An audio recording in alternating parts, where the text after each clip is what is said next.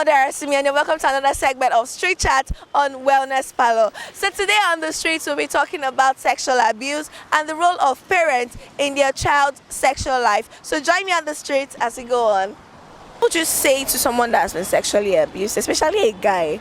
You know, the society focuses more on ladies. So what would you say to a guy, a man or a boy that's been sexually abused? That's a tough call though. Exactly, it's good. I'll actually tell him to actually have to say sorry first, obviously, because it actually takes a lot to sexually abuse. You go through a lot of trauma and all. So you have to let him know that there are ways to which you can come out of that trauma. There are ways to which you can put that behind you and still look forward to better things ahead of you. And there's a life even after having been sexually abused. And like give him things to actually feed on and ruminate on. Like, okay, there's still a better call. Like I can do this, I can do that. All right, thank you. So at what age do you think parents should start educating their children or what on sex? At what age should sexual education start? As early as the parents can, because given the fact teenagers are actually going out and children grow up really fast. And you cannot put a particular certain age to when you actually give a child a like education on sex and all. You have to know how your child grows, how fast he or she grows, and at a particular point in time be aware of when that sexual instinct kicks in the child, and be able to give such an advice and start giving the children like a child or a little tip one by one on what to do about it and all. Sexual abuse. Well, it depends on the angle at which you want to look at it and what's your definition. I think the definition is to different people it means different thing. Some people believe that the sexual abuse is when you harass, you forcefully or violently, try to Have intercourse with someone. Some people believe that it's an act of a physical harassment. So depending on how the person can define what he or she, his perception, what he feels and what he believes it's meant to. So if someone that's been sexually abused comes to you, what would you say to that person? Sexually abused, like sexually violated, like the highest form of sexual abuse. Okay, let me say in terms of rape. Okay, yeah, let's go rape.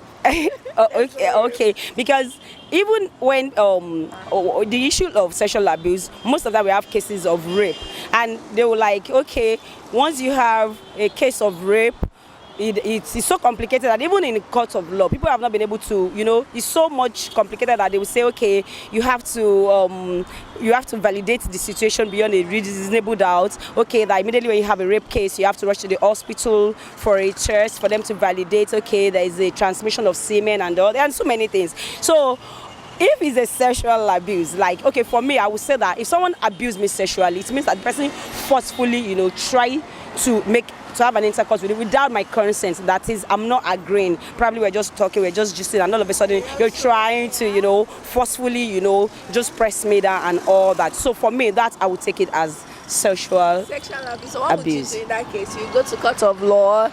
And what I can do is, if it happens, I think the first thing I'm going to do is, as a learned person, I'm going to involve the police. Or if I feel that going to the hospital is the first thing for me to do, then I'll go to the hospital, like, okay, to see a nurse, to see a doctor, that, okay, this is what happened. My clothes were torn, the person pushed me, I have a mark on my body, I have physical evidence. Then, or okay, he had already raped me, he forced me, this is an evidence of semen in my body and all that. Then afterwards, I go to the police station, like, okay, I'm making a case and I want to actually I want to push it for a case, and I want the person, to be, arrested and, and so I get, so would you say that parents are one way or the other involved? Like, what's the role of parents in a child's sexual life? Like a child that has been sexually abused, would you say that the parent is to be blamed? Probably for not taking sex education or for not taking one or two things. What's the role of parents in sex or sexual abuse? Okay, well, for parents, I feel that it's also very important. In Africa, there's a way parents take sexual education as something sacred, which is not supposed to be. I think sexual education, or sex education rather, should be part of the learning process, the socialization process of a child. Because while you teach them, okay, don't do this, don't go there, don't eat this, you also need to let them know that, okay, this is the boundary for you, and these are areas where you should not go. These are the things you should do. These are the things you should not do. So I think parents, they have a major role to play by letting the child know their boundaries with opposite sex, what they should do, at what extent they can go, and areas and times and places they should go. There are times that even the person you're next to does not really mean to do anything, harmful to you, but because of the fact that you're in a secluded place and you have the time to the person feel like, okay, wants to take advantage of you. So it's very important that parents, socialize the child, educate the child, tell them, let them know the boundaries, let them know, the importance of them being careful, and all of that. So the final question now is, at what age do you think a child or a parent should start sex education with a child? I feel from a teenager. Teenager, that's like 13? Yeah, like 10, like let's say from 12. Because children are fast growing now. You even say a girl of 12 or a boy of 12 is already grow and developed and all that. So I think from 10 is a good number. So that as at that point, that child might not have a full knowledge of what you're saying, the full knowledge of what you're trying to say. But the point is, from that point, she's aware that, okay, someone can harass me, someone can abuse me. Then by the time she becomes a full teenager, she already understands the fact that, okay, this is the boundary, this is what I should do, this is where I should go. What's your take on sex education, and at what age do you think parents should start educating their children on sex? Legal? No, maybe at the age of 12, I think. 12 is okay for parents to start teaching their children about sex and all. So you as a parent, in the nearest future, what would you start saying to your child at 12 on sex? Everything about sex. Like before I go into marriage, actually, or let me say after marriage, I'll have to read on how to mentor kids about sex and all. Okay. Then let them know this process, what happens. It's not if you touch a boy, you get pregnant. Yeah. If you touch a girl, you get pregnant. That's calm. Okay. So that's calm. So the regular, proper teaching on sex, give them to kids and all. It's just the whole process. Okay, so if someone that's been sexually abused happens to come to you right now and explains, oh, I've been sexually abused, what would you say to the person? What would you do? What would your reaction be? My reaction, okay, I'll be calm, but I would like to know how it went, because many ladies it's not just ladies that have been sexually abused. Let me say guys who are sexually abused. So many ladies many people that have been sexually abused, sometimes the main thing is just getting to know why it happened, how it happened, and the processes and all. Then, I don't know, first thing first, you make the person, I don't know, I'm the religious kind of person. Become the person with God's word, then things happen for a reason, but not everything is bad, you get. So you follow the processes, and I don't think it's just mainly about mentoring. I'll just advise the person is being mentored well, you get.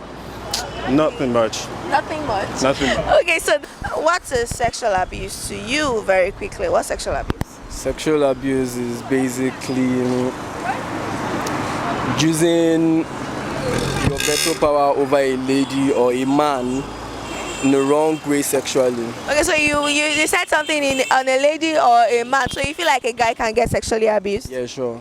Seriously? But in a society that focuses more on the lady, do you think men or boys that get sexually abused can own up or can talk about it freely? And if you were in that situation, what would you do? I feel it becomes minimal on the male side because they don't take it that deep like the ladies do. I think most dudes get over it. Some don't, I don't know, but most dudes that I've heard about get over it quite easy than the way ladies do. So if you would check it, at what age do you think parents should start sex education with their kids? I think age 12. So you as a father, you start teaching your 12-year-old daughter to talk about sex? Yeah, I think I will. So what would you say about sex?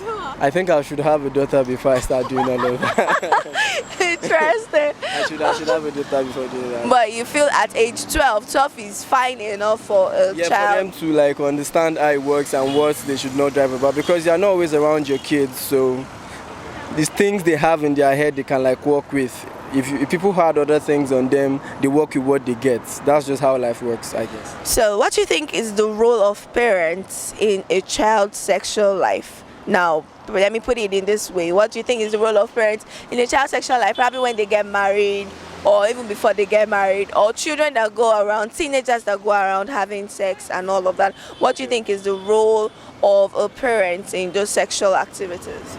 I think it works with communication with parents and kids. If they have a very good level of communication and they are free enough to like let their parents know what they are going through and what they are doing, parents really have a long role to play in sexual abuse. So parents have a role, and you would say that the role is with sex education or with some other aspects? I think it's more about communication than sex education, because if I'm free enough to talk to you about other things, then sex can like come in.